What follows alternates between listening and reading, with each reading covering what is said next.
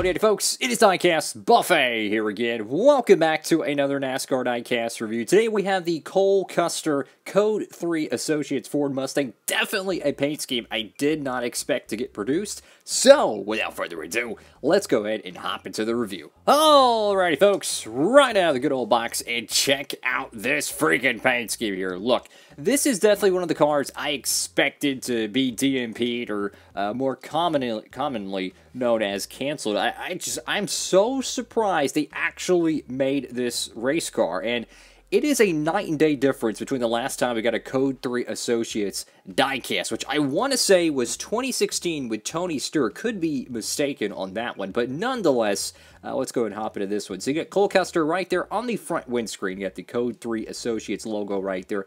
I have no clue what kind of company they are. I don't know if they're trucking or something. I have no clue. So you got the Ford logo right there, Mustang, and you got the Mustang word.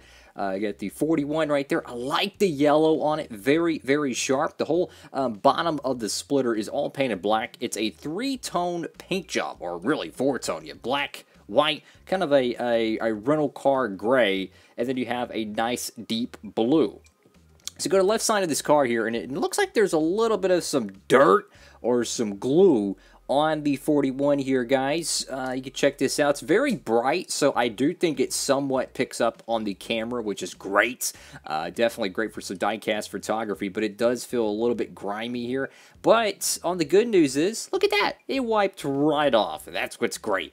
When they have a little bit of an oopsie, it just falls off the car. So you got Cole Custer right there. Got a whole bunch of very small contingencies here. Hunt Brothers Pizza, Ford, you name it. You got a Haas Code 3 Associates once again. Wow Waffles, which is another diecast we're going to get made from Cole Custer, which is great. Autodesk, Haas, Exalta, SEM. You got Cup Series, Race Car, and Goodyear. Very, very sharp-looking race car. And this one literally just came out, or at least I got it just like a couple days ago. So I'm pretty sure it's still in stock over there at Circle B Diecast. So if you would like to pick up this car and you want to get free shipping, or heck, on any of your new NASCAR Diecast purchases, heck, maybe a, what is this, a Bobby Rayuse truck, or even a Kevin Harvick dirt car, make sure you use the promo code down below, guys, Diecastbuffet at checkout. Any orders $20 or more at Circle B Diecast. So go to the back end of the car here. You got some very, very small words here, and it says, Riders on the Storm. You know, when I hear that, it really reminds me of Need for Speed Underground 2. If you never played that game, they had the song on there. Yeah. I got Code 3 right there, Mobile One, Ford 41. I like the three-tone back end here. The black, white, and the black spoiler. Very, very sharp. Now, again, we still have more of this weird grime on the door numbers, but luckily, it's actually coming off. What it feels like is, you know when you have, like, you put, like, a piece of Scotch tape on the wall and you peel it off and it has that sticky residue, and then you kind of, like, rub your fingers on it trying to get it off, and it kind of balls up. That's what it kind of feels like. Like somehow they had some sticky residue on the 41, perhaps from a decal set or whatever they have in their factory, and it kind of just gunks up and it just wipes right off. But nonetheless, though, this is one of those paint schemes where if you looked at it on the website, you said, okay, do I want this diecast or not? More times than not, this is not a car you'd probably want to pick up. However, I am very pleased to say that the diecast render that you would see on a website or a pre-order page, whatever, does not do this diecast justice. It looks so much better in hand. I mean, honestly, it really does. I was actually very critical of this paint scheme when I first seen it available for pre-order. I'm like, oh, there ain't no way this thing's getting made. But I am so glad it did. And with the addition of the Wow Waffles paint scheme, I know, crazy names for these things, right? It's really cool to see some Cole Custer alternate paint schemes starting to come in about. This is the first time, I want to say since 2018, we have had alternate paint schemes for the 41 car. Because if you remember 2019 with Daniel Suarez, we only got two race cars that year, the throwback and the primary. So you got 41 right there, Code 3, once again. You go to the back window, got Custer. I do like how there's different fonts here. Like this one's more of a bold uppercase font, and this one's more of a, I mean, it's the same uppercase font, but it's uppercase, but it's kind of a different font, is what I'm trying to say. It looks very nice. And you go to the back deck lid here, and you got Code 3 Associates. So if you missed yesterday's video, which I hope you didn't miss it, but if you did, You missed out on a good one, guys.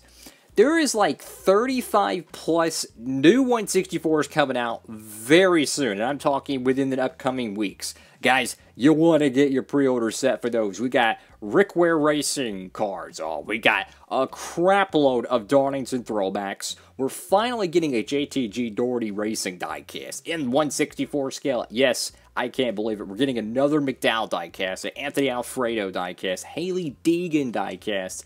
It is unbelievable how many. I think we're even getting another 74 Xfinity car. So, I mean, it's just insane how many diecasts are releasing very soon. And then we still have the NASCAR Authentics waves coming out. I want to say they're going to be doing 12 waves for 2021. Don't quote me on that one. Don't hold me to it. But if that was the case, we're going to get a lot of Authentics in 2022. Could be mistaken on that one, but Gen 7 diecast, I mean, 2022 is going to be chock-loaded with so many 164 releases. It's going to be incredible. And from what I understand, guys, the Gen 7 pre-orders for the 164 scale are actually going very good right now. From what I understand, from my sources, that they're making MOQ right now. So that's a great thing that we're all getting these cars pre-ordered. That way, we'll be able to have a good diecast season, hopefully, for 2022. Because from my understanding, all of them that are released right now, or at least most of them, have already made MOQ or nearing that, which is fantastic. Because we want to get a lot of Gen 7 cars in. Because obviously everyone's going to be starting their collection fresh this year, right? But this is a really cool diecast, guys. I know most people would probably look at this, and it more likely not, it'll be a clearance bin diecast at some point. But don't let the renders fool you. This is why it's so great to be able to watch the diecast reviews you see on YouTube from like the cats like Race Day 2011, OBB, LW3, you name it. Those are the professionals. I'm just the scrub. But anyways, that's why it's so important to watch diecast reviews, because you get a on-hand pretty much estimate of what the diecast is and whether you should really buy it or not. Honestly, I recommend this car. Even though I give the honest paint scheme, I give it an 8.5. I'm going to give it an 8.5. I feel like there's a little too much colors going on here. Blue, yellow, gray, white, and black. A little too much for me, but nonetheless, this is a very quality alternate paint scheme to add to your collection. So thank y'all so much for watching the video. If you can, please give it a huge thumbs up, and for more NASCAR diecast content, make sure to subscribe, and of course, hit that notification bell. We got a crap load of new 2021 diecasts, even maybe a few 2020s coming in, so it's going to be a lot of fun, guys. Thank y'all so much for watching the video. Have a great one, everybody. Diecastbuffet signing off.